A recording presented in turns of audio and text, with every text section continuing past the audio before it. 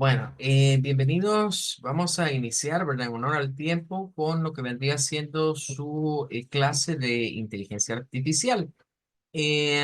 Vamos a hablar en primer lugar respecto de, bueno, en el caso suyo, ¿verdad? Valentina, que ya ha estado con nosotros, ya sabe esta parte de los ejes, ¿verdad? Que trabajamos en ESC.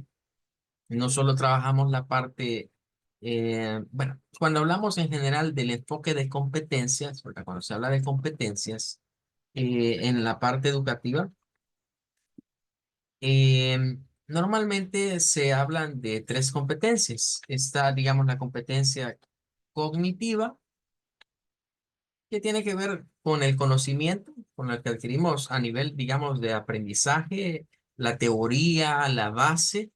Y tenemos por otro lado también la parte procedimental, que tiene que ver con la práctica, es decir, la parte cognitiva es como la teoría, la parte procedimental viene siendo la práctica. Buenas noches, bienvenida Rocío, gracias por conectarse, un gusto conocerle, bienvenida. Bueno, estamos comenzando la clase, ¿verdad? Y estamos hablando respecto de algunas implicaciones o parámetros, mejor dicho, dentro de la escuela. Entonces, antes de ir al desarrollo de la agenda, quiero aclarar algunos conceptos. Y es que normalmente en la actualidad se habla de el enfoque de competencias para la parte educativa. Y son tres tipos de competencias los que se desarrollan en la mayoría de currículums académicos. Una se llaman competencias cognitivas o podemos ponerlas en plural si queremos cognitivas porque son varias, ¿verdad? O procedimentales si lo queremos ver así. Pero hay un tercer componente que se llaman competencias actitudinales. Competencias actitudinales. La primera tiene que ver con el saber, ¿vea? Con el conocimiento, lo que adquirimos. Eso es lo cognoscitivo, lo cognitivo, lo que adquiero a nivel del conocimiento. Teoría, podríamos decir. Lo procedimental tiene que ver, como el nombre lo indica, con procesos, con cómo hacer las cosas. Es como la práctica, por así decirlo, la praxis. Y el último elemento, lo actitudinal, pues el nombre lo indica, tiene que ver con actitudes, no aptitudes, no con P, sino con C, actitudes, es decir, comportamientos, cómo me comporto. Normalmente a esto le sabemos en términos pedagógicos. A lo primero se le llama el saber. A eso se le conoce como el saber, así le decimos en las aulas. Esto es el saber hacer, el procedimental, y la actitudinal es el saber ser. Con esas palabras se definen los enfoques de competencias. Lo cognoscitivo es el saber, lo procedimental, saber hacer las cosas, y lo actitudinal es saber ser una persona productiva en este caso. Entonces, aquí en ESC Educación trabajamos estos enfoques. En el área que ustedes han seleccionado, que es, claro, lo que tiene que ver con inteligencias artificiales, en cuanto al desarrollo de las clases, pues vamos a aprender la parte cognitiva y vamos a aprender la parte procedimental, la teoría y la práctica. Eso está claro. Pero el tercer componente es el que por lo general a los docentes se nos vuelve un reto. Y la mayoría de docentes dicen, bueno, la parte actitudinal la voy a trabajar a través de la modelización. Es decir, ponerme yo de ejemplo para que los estudiantes quieran ser como soy yo. Eso es lo que dicen muchos docentes. Por ejemplo, dicen, si yo llego puntual y comienzo puntual la clase, pues el estudiante va a aprender a ser puntual. Si yo soy responsable con recibir las tareas en cierto tiempo, el estudiante va a ser responsable de entregarlas en el tiempo que debe. La mayoría de docentes se van por esa área en los componentes actitudinales, a tratar de modelar a través de ejemplos como los que les acabo de mencionar, porque tiene que ver con el comportamiento de cada uno de nosotros. Aquí en ESC no trabajamos en ese sentido la parte actitudinal, sino que la trabajamos a través de versículos bíblicos, de los cuales siempre destacamos una palabra o un valor. En el resto de diplomados, como son de idiomas, pues nos enriquece un poco más el ir viendo un versículo en inglés, en francés, en portugués o el idioma que sea, puesto que podemos ir como comparando, ¿verdad? Lo que es el español con el resto de idiomas. Pero en estas clases que son en español, ¿verdad? Como inteligencia artificial, pues no solemos hacer eso. Solo vamos a hacer una pequeña meditación respecto de los versículos, poniéndolos en un contexto. Para el inicio del año escolar en ESC, el verso que toca es Mateo 6:15. Esto se debe a que con los grupos desde el año pasado, ¿verdad? Con todos los grupos que iniciaron el año pasado, comenzamos con Mateo capítulo 5. O sea, imagínense, tenemos un año dedicándole solo a 2 capítulos de Mateo, porque vamos verso por verso. Cada semana vemos un verso diferente. Y con ustedes nos toca arrancar primera clase hoy y pues vamos a incorporarnos a lo que estamos viendo con el resto, que es Mateo 6:15. Pero debemos tener un contexto.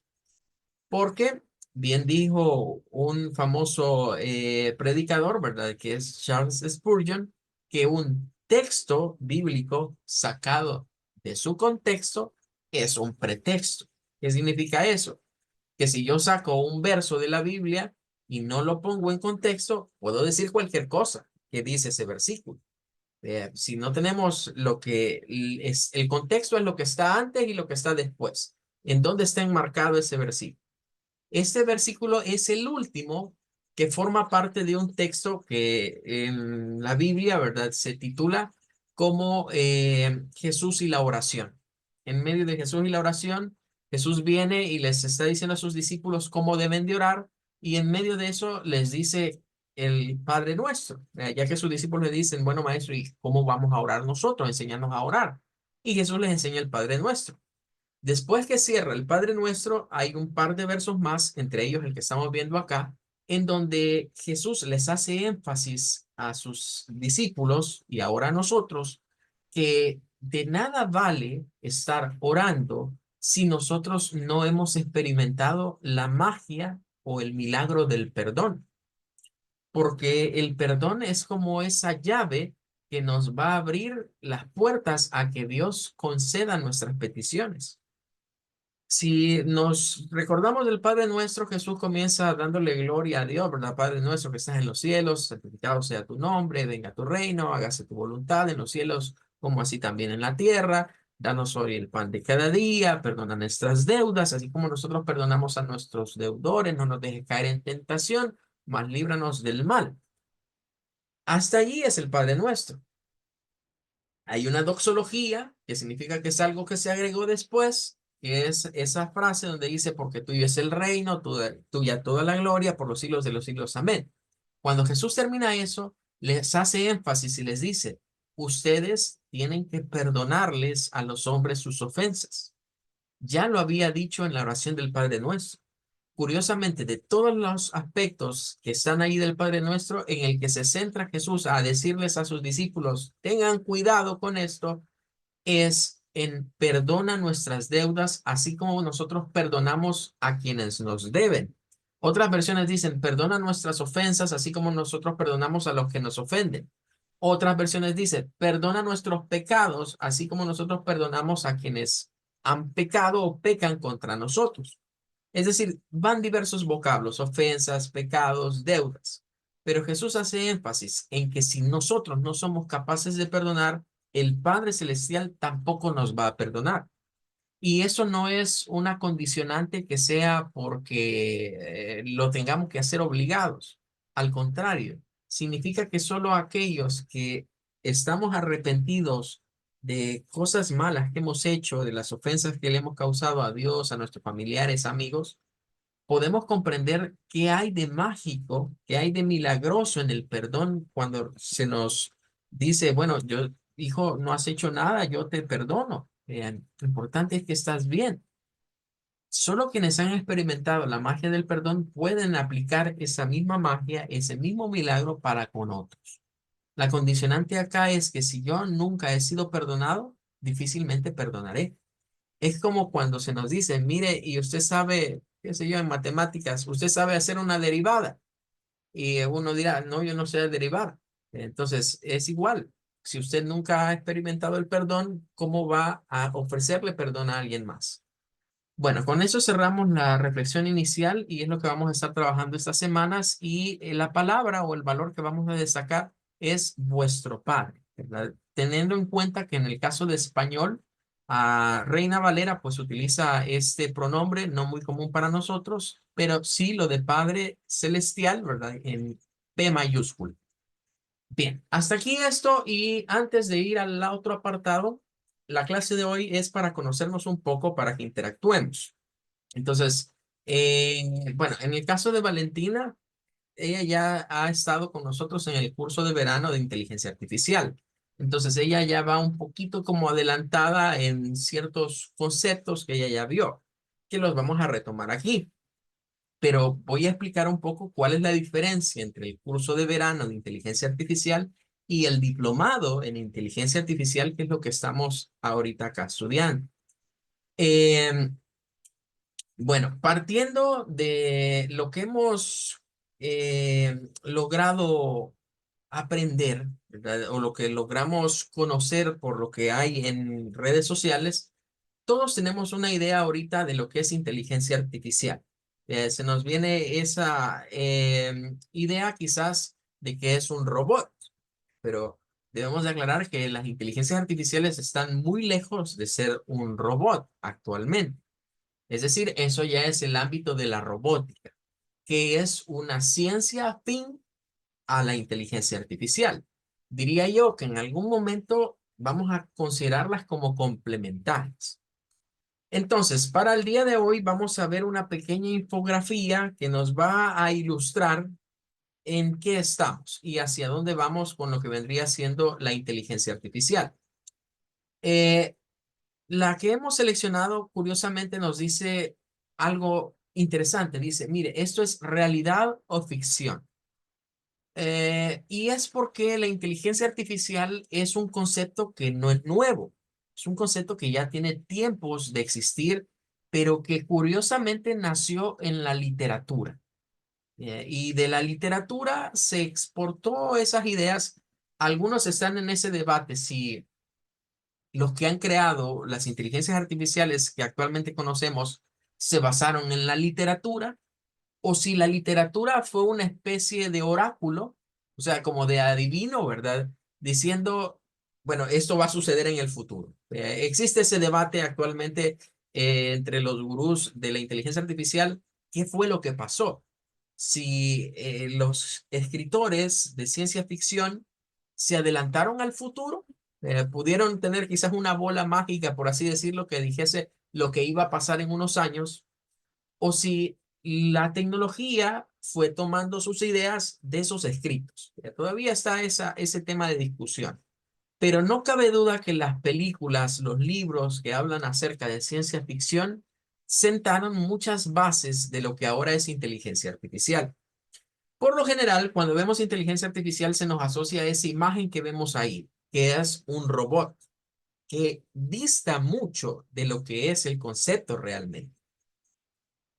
Hoy por hoy, aquí hay una definición de inteligencia, la vamos a revisar. Dice que, ¿qué es la IA? Investiga la creación, diseño de entidades capaces de resolver cuestiones por sí mismas, que simulan la inteligencia humana.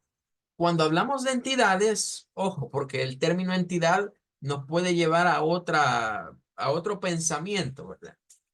Quitemos entidad y digamos, mire, estos son programas, es código de programación que se ha puesto en una computadora que está conectada a Internet y que lo que hace es eso, simular la inteligencia humana.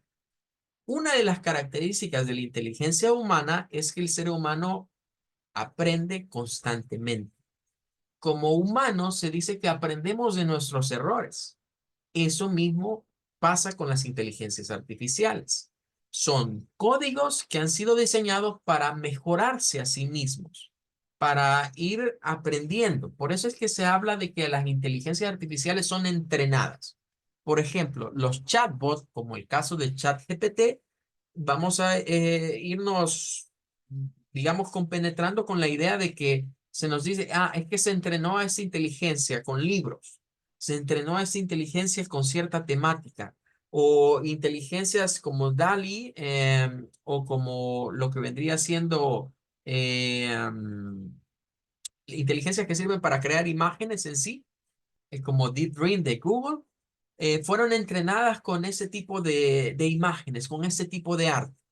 Vamos a recurrir mucho a esa palabra en inglés, es training o entrenamiento, entrenar, que no es más que las inteligencias aprendan algo. ¿Que aprendan qué? Que aprendan patrones de comportamiento humano incluso. No solo la parte cognitiva, no solo la parte procedimental, sino también cómo se comportan los humanos. Y eso es lo que a veces nos hace meternos como en arenas movedizas, en donde algunas personas al leer que son entidades, podrían comenzar a decir cosas como, entonces las inteligencias artificiales son del diablo, vea, o son demonios que se han metido ahí en la red de redes y que hoy están queriendo dominar el mundo. Y que son teorías que parecieran conspirativas, pero que surgen quizás de la ignorancia de qué es esto. Ahí es donde vamos a tocar el principal objetivo del diplomado.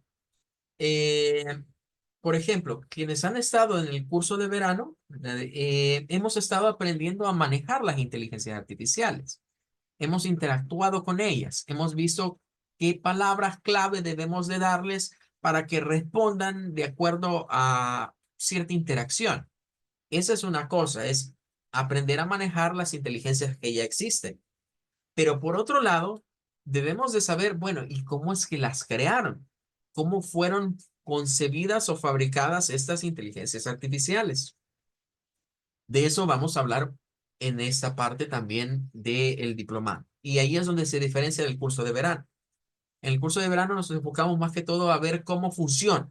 Quienes estuvieron en el curso de verano, que ya casi lo estamos por cerrar, han aprendido eso, pero en el diplomado vamos a aprender a usarlas, pero vamos a aprender también cómo es que han sido creadas y cómo es que hoy en día podemos nosotros incluso crear nuestro propio chatbot, que puede ser útil, por ejemplo, para una empresa. Hay muchas empresas hoy en el país que, por ejemplo, no quisiera citar nombres, pero los voy a tener que citar para que ustedes se ubiquen. Pollo Campero utiliza un chatbot actualmente a través de WhatsApp para recibir sus órdenes. Eh, Banco Agrícola, por ejemplo, también tiene un sistema de chatbot para dar servicio a los clientes a través de WhatsApp. Eh, Puedo mencionar, por ejemplo, a las empresas, perdonen, a las que se dedican a los fondos de pensiones, a las afiliadoras de fondos de pensiones, que han desarrollado también, ¿verdad? Una de ellas ha desarrollado un chatbot para satisfacer las necesidades de sus clientes. ¿Ya? Me estoy refiriendo al caso concreto de Confía, que tiene un chatbot para ello. Entonces, hoy que hablamos de chatbot, ya no es algo que se centra solo en ChatGPT, sino que es algo que ya lo estamos viendo que anda regado acá en nuestro país en servicio al cliente, en donde en vez de tener a una persona contestando mensajes o recibiendo solicitudes, se pone a una inteligencia artificial a hacer ese trabajo.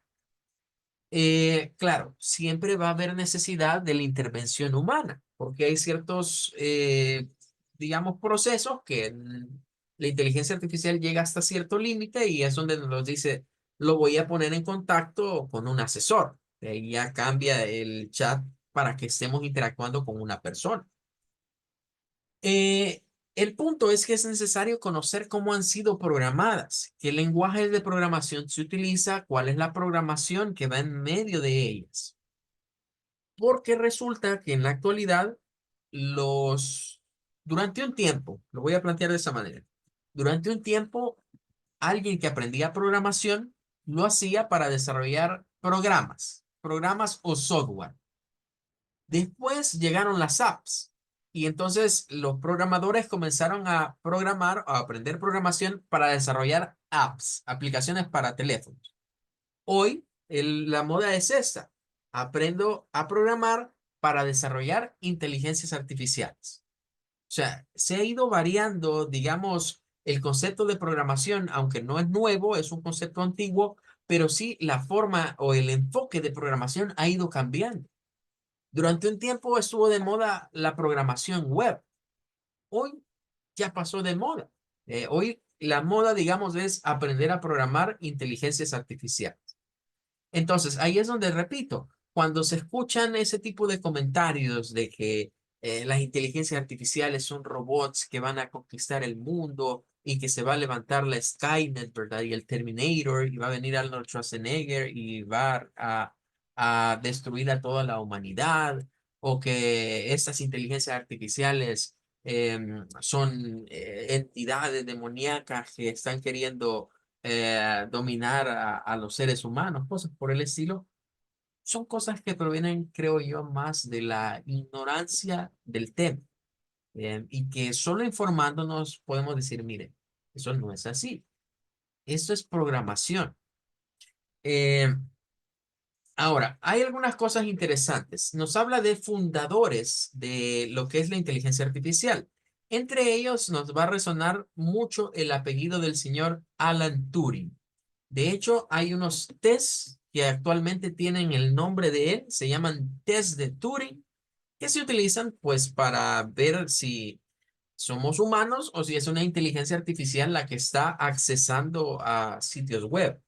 Eso es para evitar los famosos bots, ¿verdad? Que son todas esas cosas que, por ejemplo, cuando hablamos de bots en YouTube o en redes sociales, se refieren a cuentas que no son de personas, sino que han sido creadas a través de una inteligencia artificial que sirven para subir seguidores, para mandar mensajes, para crear spam y cosas por el estilo.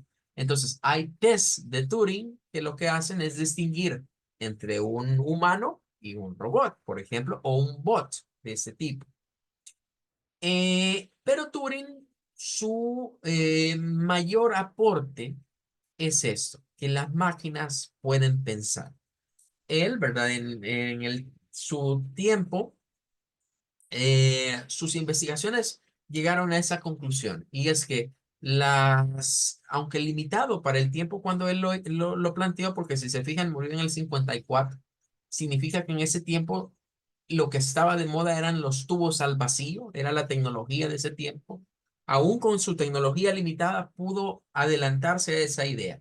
Las máquinas tienen capacidad de pensamiento. Eh, Luego, a otro señor, ¿verdad? Que vamos a tomarlo en cuenta, es un estadounidense de apellido Minsky, que pues él tiene una obra, ¿verdad? Que es la que más se le reconoce, donde habla de las redes neuronales artificiales. Y este es un concepto muy importante porque vamos a ver o vamos a hablar de que hay inteligencias artificiales que utilizan una red neuronal artificial. Wow, cuando vemos este tipo de cosas, no dejamos de sorprendernos hasta dónde el humano ha tratado de imitar a sí mismo en las computadoras, en la tecnología, en lo que desarrolla. Porque, bueno, las neuronas es un componente biológico nuestro, pero resulta que se habla de neuronas artificiales. Y no solo de eso, se habla de redes de neuronas artificiales, que es el sistema en el cual funcionan hoy muchas inteligencias. De hecho, es el sistema que les ha permitido crecer exponencialmente en la actualidad. En los últimos años, la mayoría de inteligencias artificiales que trabajan con artes, con imágenes más que todo, utilizan redes de neuronas artificiales.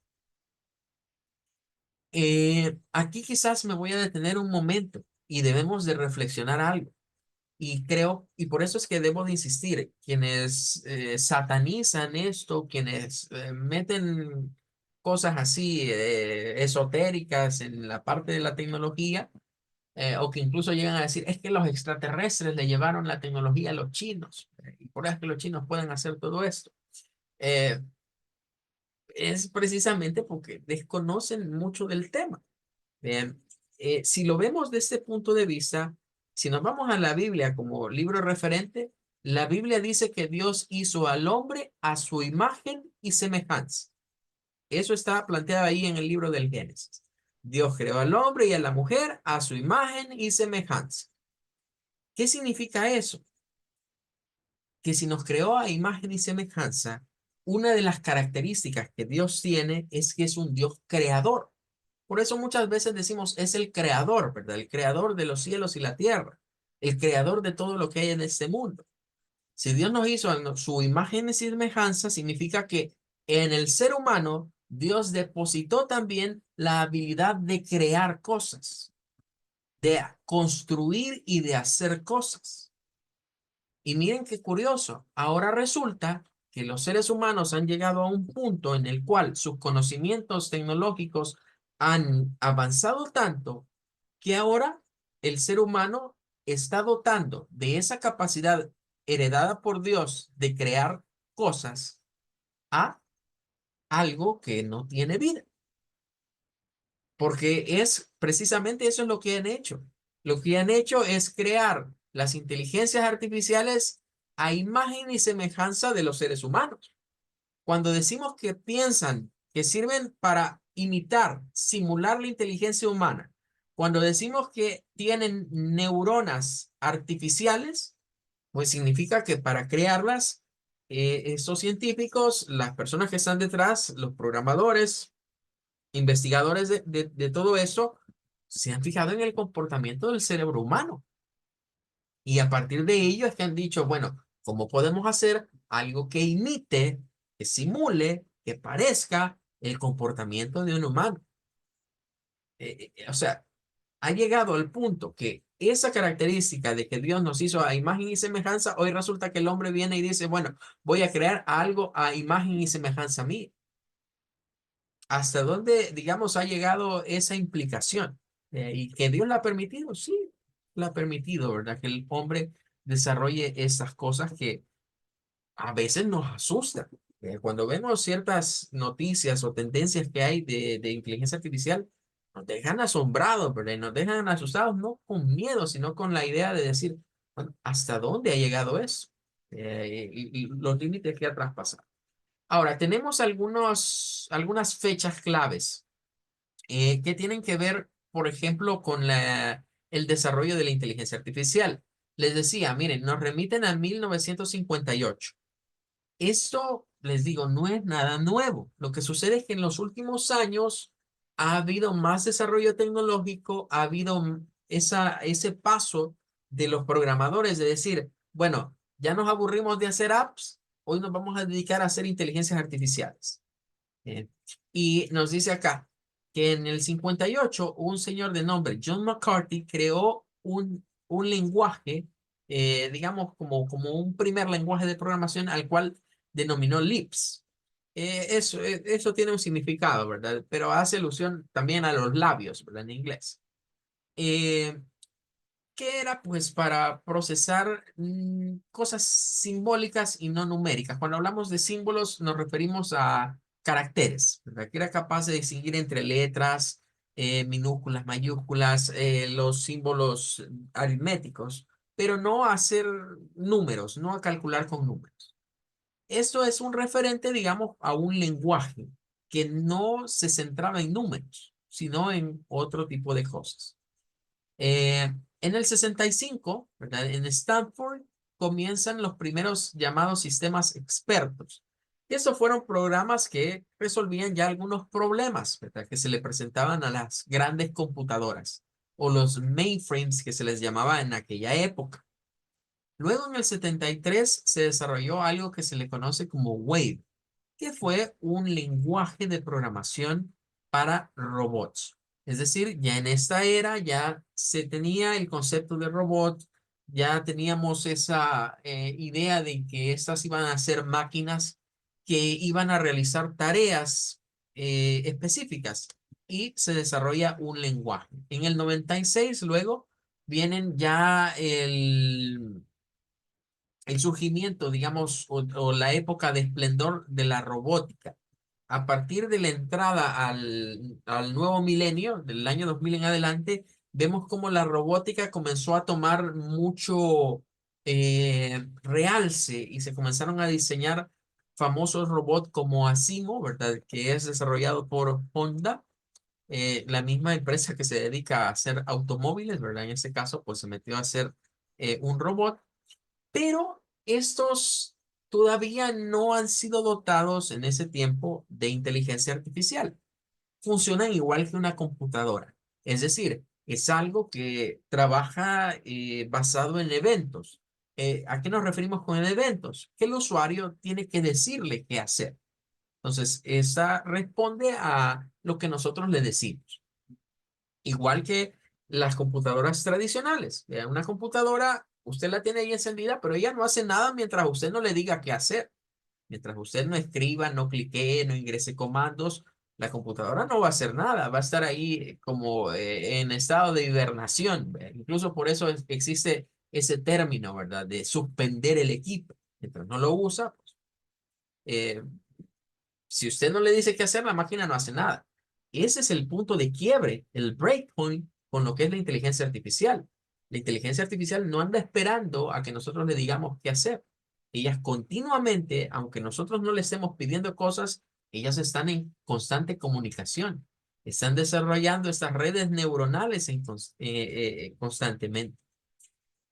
Ya para el 2014 nos habla acerca de los proyectos de la Universidad de Osaka, de Toshiba, que nos suena a la empresa, ¿verdad? Quizás más por los televisores, ¿verdad? Pero también andan metidos en robótica, donde comienzan a diseñar androides, que eran ya capaces de hablar en lengua de señas. Pero vamos a finalizar con el máximo referente, no para la inteligencia artificial, sino para la robótica. Pero la forma en la que él lo planteó es ya la unión, es ya cuando la inteligencia artificial, mejor dicho, cuando a la robótica se le mete la inteligencia artificial. Isaac Asimov, ¿verdad? Es un reconocido escritor de ciencia ficción. En 1950, él publica un libro que se llama Yo Robot, del cual se han hecho varias películas, ¿verdad? Incluso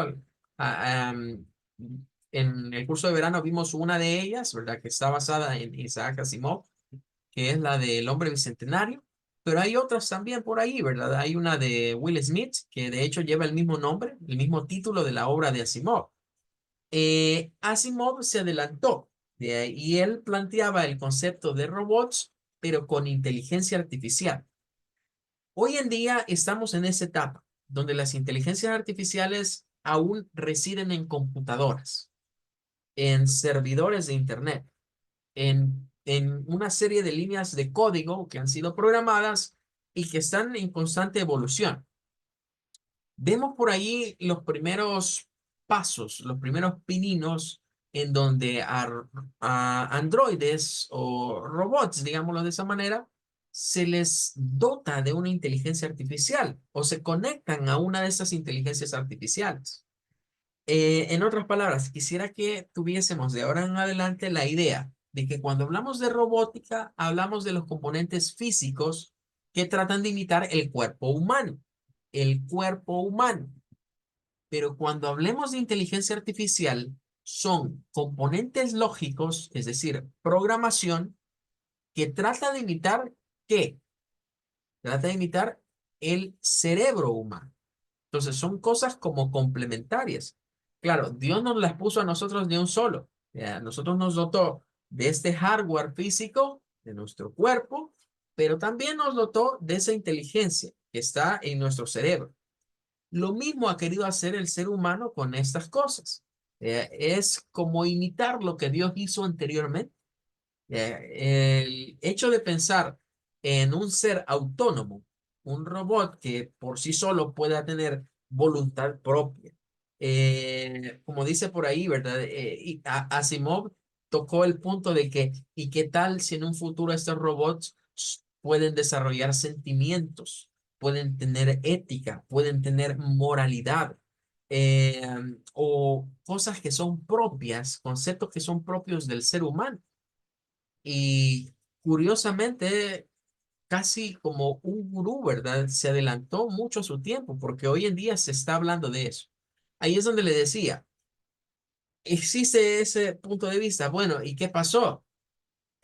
Los científicos no tuvieron mayor imaginación y basaron todo lo que han ido creando en los inventos de Asimov en aquel entonces.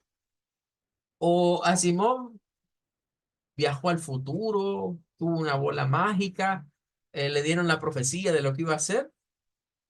No se sabe a ciencia cierta, pero lo que sí sabemos es que estas tecnologías han llegado y han llegado para quedarse y para evolucionar. Así que de eso vamos a estar tratando en lo que es el diplomado. No solo a usarlas, sino saber cómo han sido desarrolladas, qué código de programación, qué lenguaje se utiliza. Pero por ahora se nos ha terminado el tiempo. Ha sido un gusto estar con ustedes en esa introducción. Mañana seguimos, ¿verdad? Hablando acerca de otros términos claves y conceptos claves para lo que es inteligencia artificial. Hasta mañana, que Dios les bendiga. Buenas noches, hasta mañana. Gracias, hasta mañana. Gracias. Gracias, igual.